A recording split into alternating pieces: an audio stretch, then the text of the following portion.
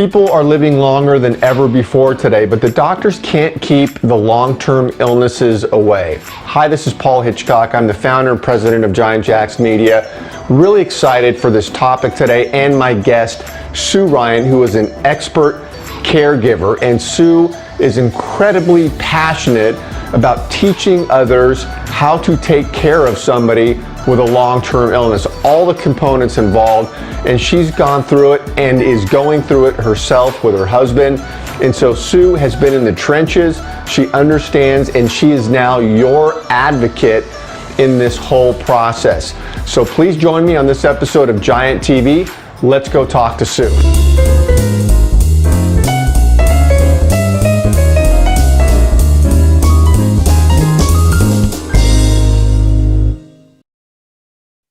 Hi, everybody. This is Paul Hitchcock. I'm the founder and president of Giant Jacks Media. This is Giant TV. Thank you for joining, and really excited to have my guest here, Sue Ryan, on today. Hi, Sue, welcome. In my work, I get to work with a lot of very interesting people doing some dynamic things, and Sue certainly fits the bill. And so I want to get this right. You are a positive caregiving support mentor. Did I say that right? You did. And I know you and I have had a chance to talk extensively offline and collaborate together on your own business, and it's been great. And so this is a very important topic that so many people across the country are dealing with.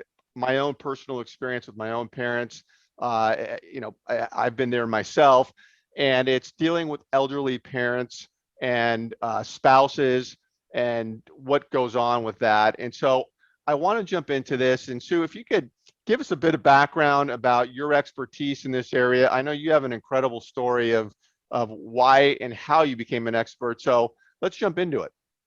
That's great. Thanks, Paul. And I'm so glad to be here with you. I never signed up to be a caregiver. It wasn't something I went to school for. It wasn't even something that was on my radar. And then one day, all of a sudden, I was a caregiver. People can probably relate to that. You're going along your life, and all of a sudden, somebody has a diagnosis, and you become a caregiver. And so for the past 35 years, I've been in non-professional roles of caregiving support for family and loved ones, along with the other roles in my life, which include sales for enterprise application software. I'm currently navigating the journey with my husband, who has Alzheimer's disease. And the reason that I'm now sharing my messages is because they were so valuable. The lessons I learned, I wish I had known when I got started. I wish there'd been a manual for me. And as I was going through the journey, I learned so much from other people along the journey who shared so generously. And I realized that because I'm a teacher and I love to share messages, and I'm a coach and I'm a speaker, that I could leverage the gifts that I have to help other people have a more successful, a positive, just a better caregiving journey for themselves, and not take as long as it took me to learn and to be able to apply the lessons that I did. And Sue, my curiosity is when your husband was diagnosed, I mean, what's the initial stage look like for a non-professional caregiver? What happens? That's a great question, and I'll tell you what usually happens and what my goal is to have happen. What usually happens, and what happened with us, is we were sitting in the doctor's office holding hands, and the doctor came in and gave us the diagnosis, and my husband Jack immediately became a patient with a diagnosis, and I immediately became this overarching big umbrella thing called caregiver. Right.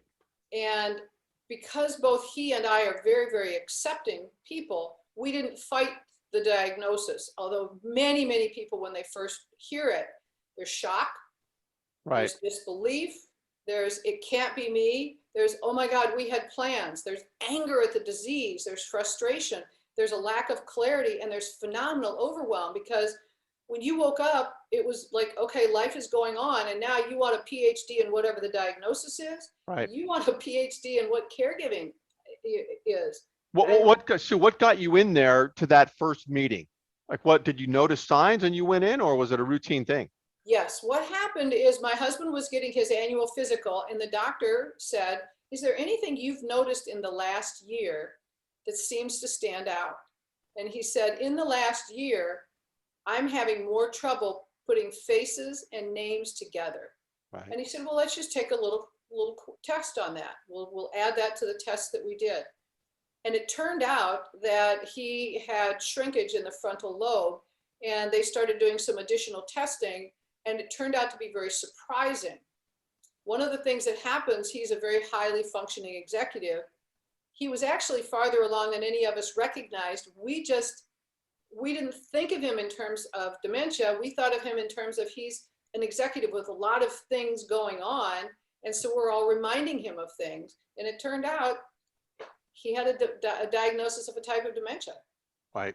So the mindset at that point for both of you is you came together, and when you said you became the caregiver at that point, what was going through your head? I need to figure out everything. And was it chaos, or what were you trying to figure out or felt that you needed to figure out?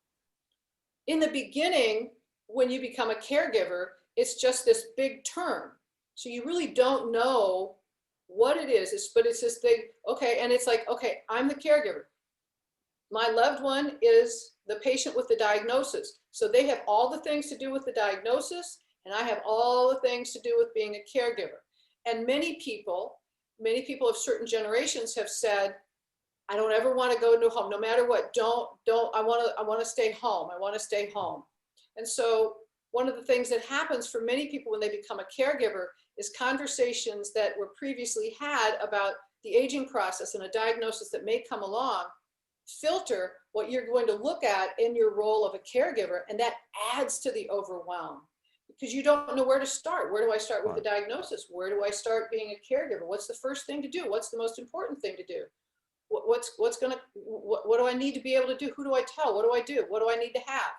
There's no clarity on all of those things, and it just starts getting bigger and bigger and bigger.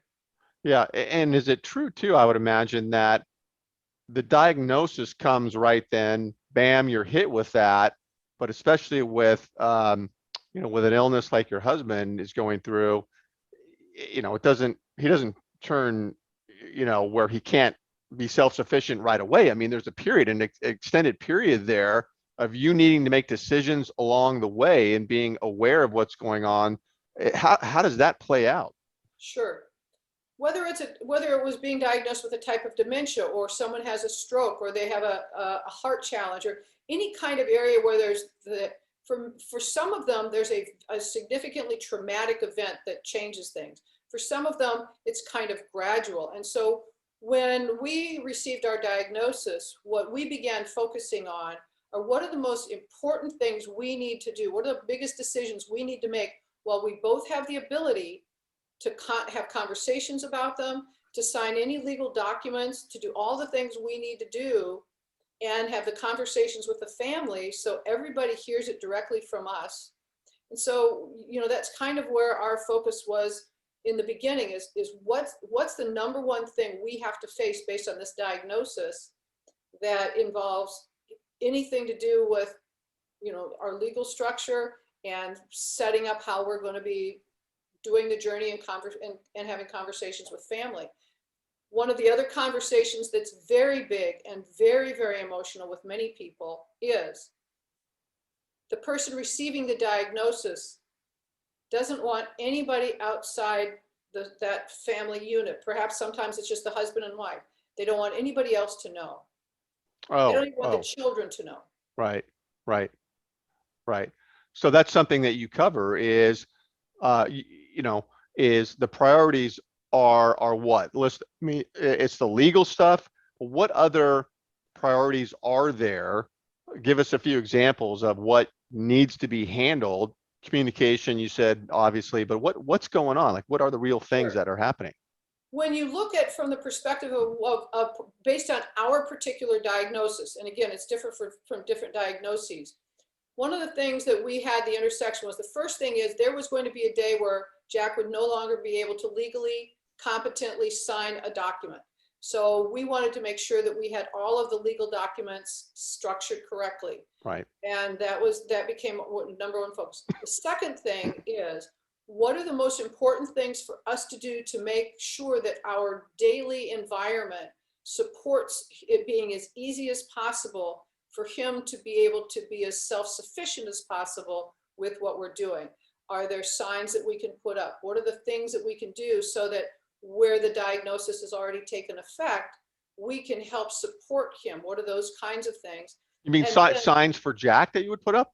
we put signs up everywhere. We put signs up on the bathroom mirror. We put signs up in the kitchen. We put signs up in the closet. But signs for what? You know, brush your teeth, wash your face, brush your hair. Got it. Okay. Okay. Things like that. You know, do these things for breakfast. We would lay out the clothes he was going to wear. So we would Got it. have all of that set up for him. We would do anything that we could do that would help him not have to wonder about what do I do next. And then we had a strategy session together for how we communicated to the different members of our family unit, the immediate, the children, you know, the children's family, siblings, and out and out and out and farther out, and how we made sure that we were controlling the dialogue of the information so that it wasn't like when you play telephone and it starts here and it ends up here. Right. Right. And you said did you have help with all of this, or what do Jack you and I did this recommend? together. Yeah. Jack and I did this together, and we just sat down and said, what is it we want people to know? How are we going to do this? What are we going to do? Now, one of the things that I highly encourage is that when you have that, because you're never alone, that if you have any point of confusion, there are support networks for anything that you could be diagnosed with. If you got a paper cut, there's probably a support community for that. Anything that you're diagnosed with. And we reached out to support communities to say, hey, we don't know what it is. We don't know. Help us understand what are some of the things that we need to go through. And there were things that they were providing for us to help us know. And then there were things that we realized that we needed to figure out on our own. Were these online communities that you found? We found both online and in-person communities. And one of the great things is many of these communities they all have websites. Many of them have online services, especially post-COVID.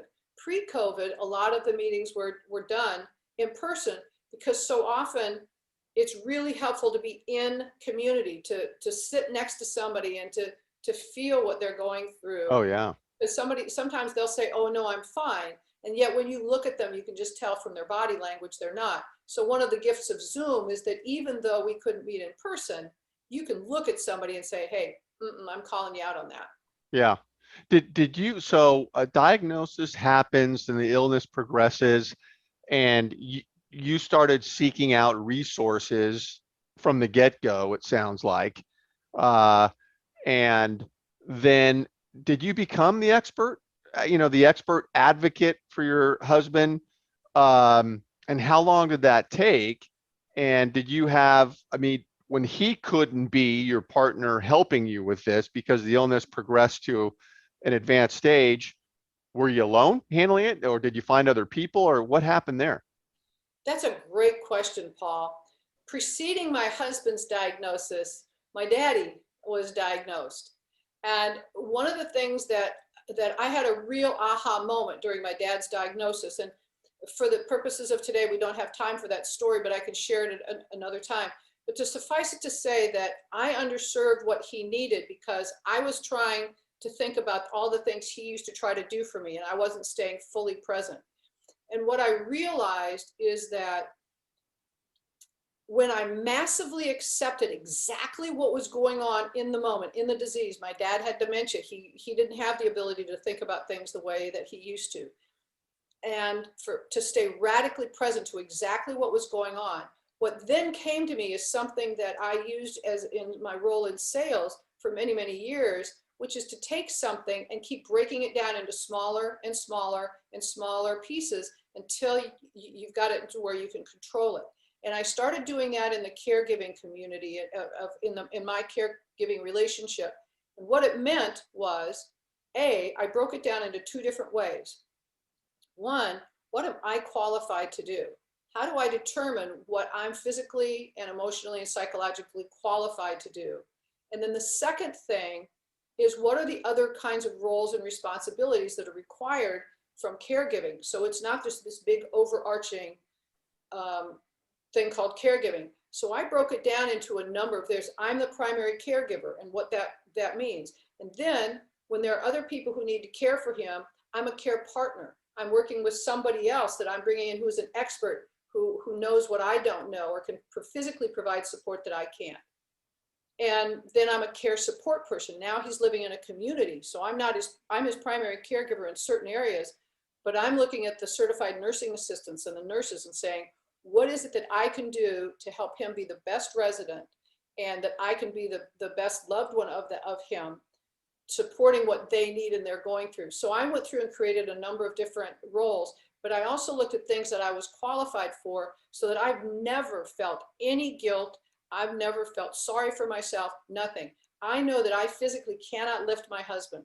I know that I'm not qualified to do certain things. And so it was easy for me to say, in situations, I need to bring in someone who actually is qualified. Yeah, an attorney for legal documents and people who can move your husband around. And so what about that transition from home into a facility? Sure.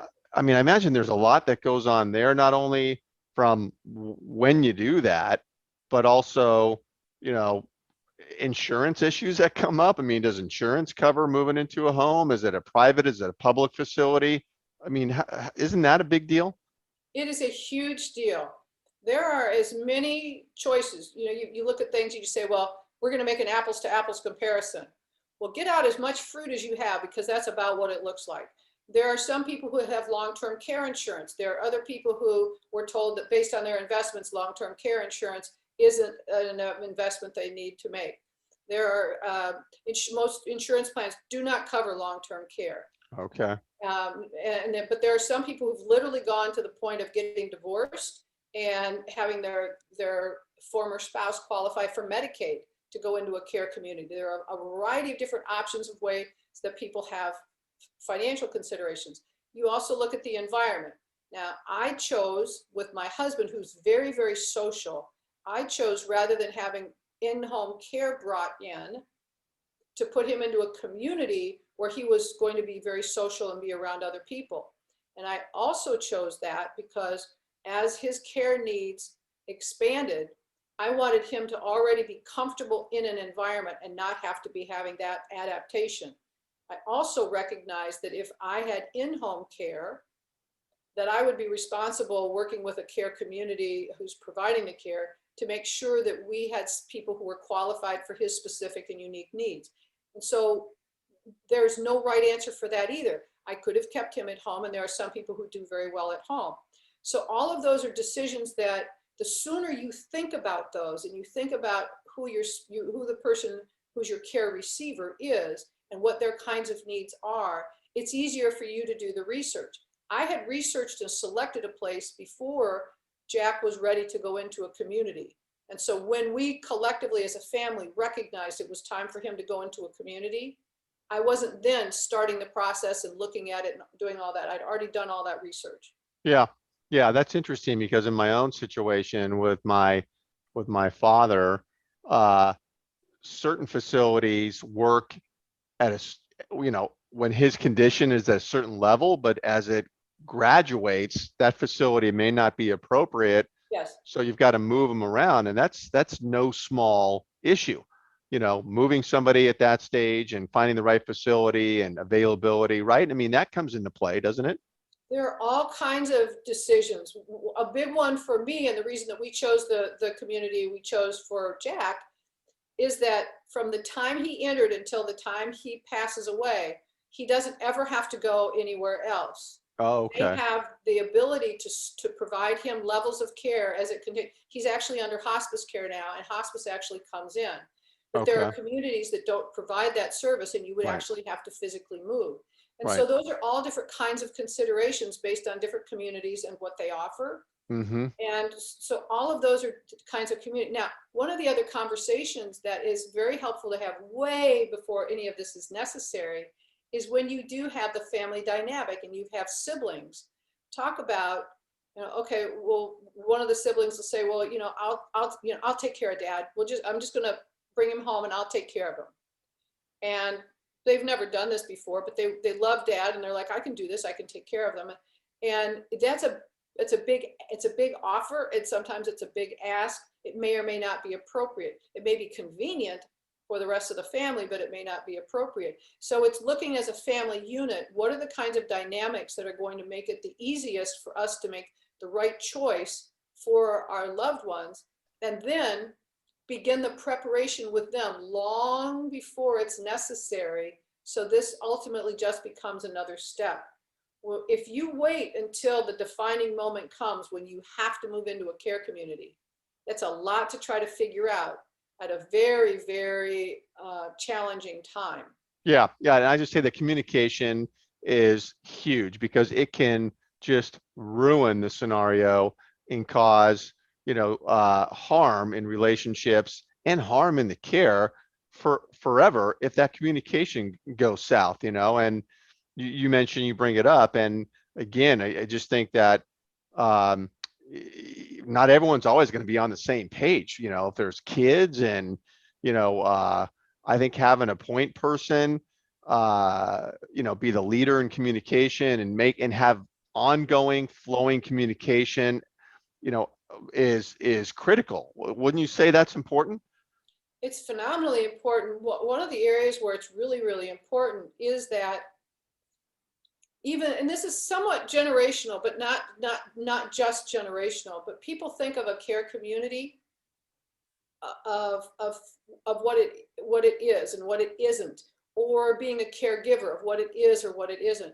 And one of the things that's so important about frequent conversation, especially around the whole family dynamic, is making sure that any predetermined opinions or perspectives that people have can be clarified, and everybody can get kind of current with what things Great are. idea. Because Great the idea. lens of what you're looking at for someone you love is based on either something someone else has told you from their experience, and that's what you took on as your truth, or you just don't know. It's really helpful to have those conversations and have them frequently and get clarity on, and you can practice. You can practice what being in a care community is like. You can practice on what are the processes going to be if you bring care into the home.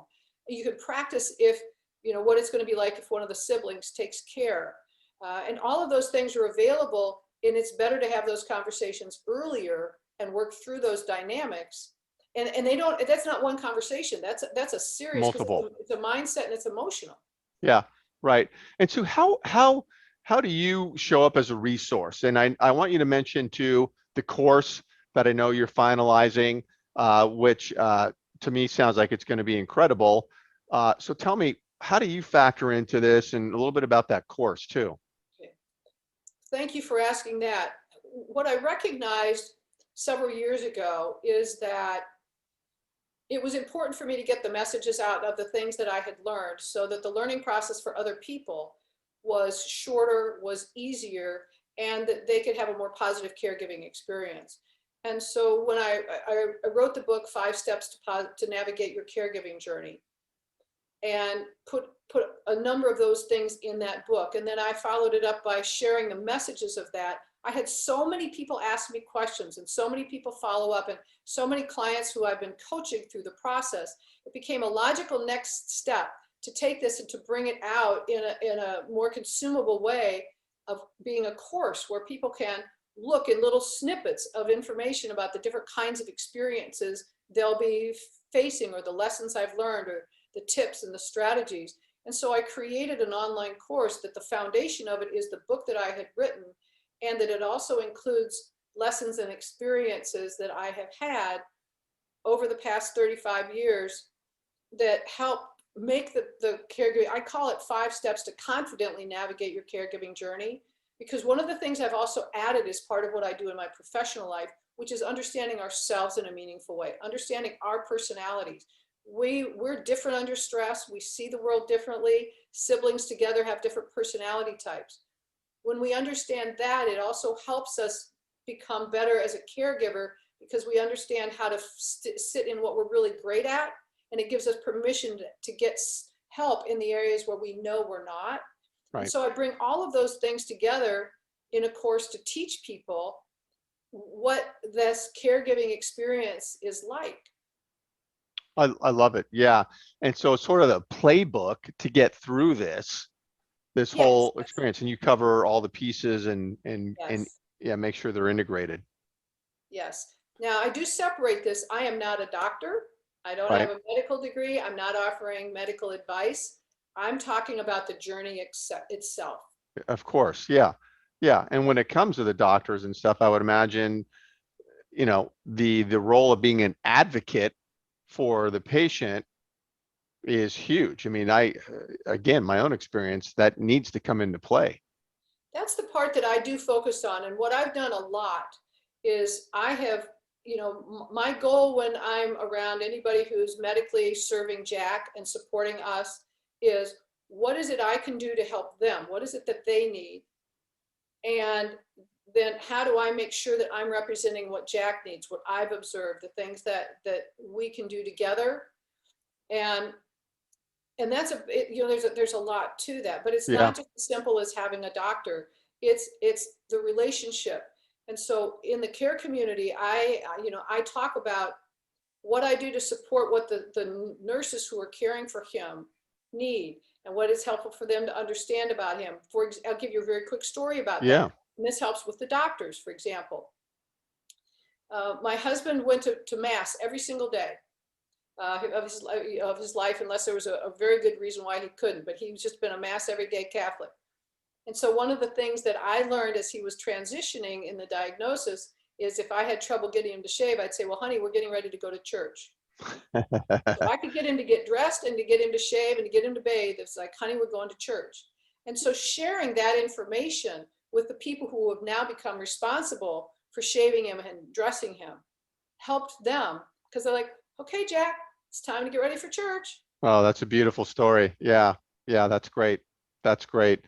Uh, so I could talk about this forever. I know you've got just a fire hose of information to share, and I want to thank you for coming on. I want to thank everybody who's listening, and there are ways you're going to find around watching this video to contact Sue. You may be seeing it on Facebook, you may be seeing it on LinkedIn, YouTube, but you'll be able to get a hold of Sue. Sue, I want to have you back on too. Obviously, we're going to continue this discussion going forward as your course comes out.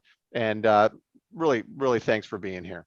Well, thank you so much for inviting me, and thank you for your great questions. And if anybody has any questions at all, we're all in this together. I'll do anything I can to support you. So I'm sure you're going to have my contact information for them, and they can sign up for the course. I'm launching it again in July.